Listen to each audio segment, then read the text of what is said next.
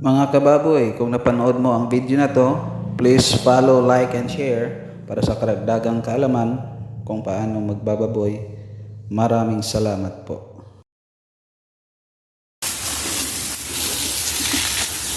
Magandang mapagpalang tanghali mga kababoy.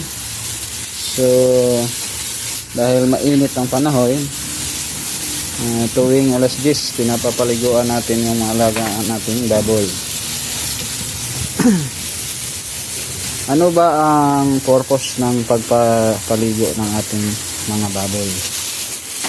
Ganito yan. Unang-una, yung mga nalulusaw nilang pagkain galing sa feeds, yan po ang tinatawag natin na metabolic heat. Isa rin yun na nagbibigay ng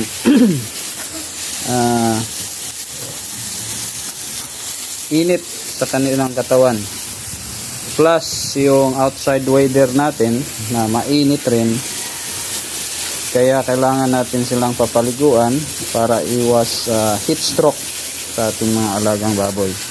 Paglalampas ng mga 30 degree yung outside temperature natin, so kailangan natin papaliguan yung ating mga baboy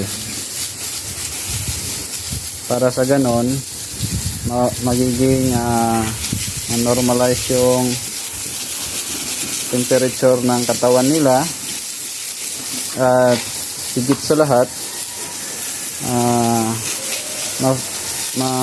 magiging komportable sila, or magiging presko yung pakiramdam nila dahil nga nililigo natin yung ating mga alagang baboy. So kadalasan ang ginagawa ko, 2 araw pinapaliguan ko yung mga baboy, lalo na sa ganitong panahon masyadong mainit. So 2 beses po ako nagpapaligo. Pwera lang po kung mapapansin mo na pangit yung pakiramdam nila, tapos medyo pumangit din yung panahon, kasi minsan hindi natin ma-predict yung panahon. May mga low pressure kasi na pumapasok, paparating, tapos magiging bagyo, so papangit yung panahon. Iwasan mo muna nating paliguan, lalo na pag mapapansin mo na mapangit yung pakiramdam ng ating mga baboy. So iwasan muna natin yung pagpapaligo. So mga kababoy, itatakil natin sa next vlog ko po kung kailan at pwedeng papaliguan natin ang ating mga alagang baboy, inahin, biik, hanggang sa ating mga fatteners.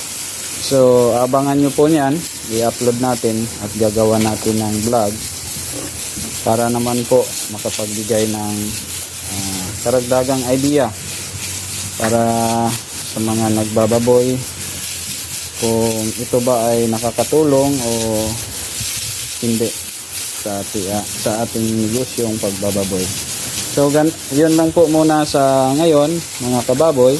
Abangan nyo lang po yung gagawin nating video regarding po sa papapaligo, simula ng biik hanggang inahin po. Maraming salamat mga kababoy. Merry Christmas sa ating lahat.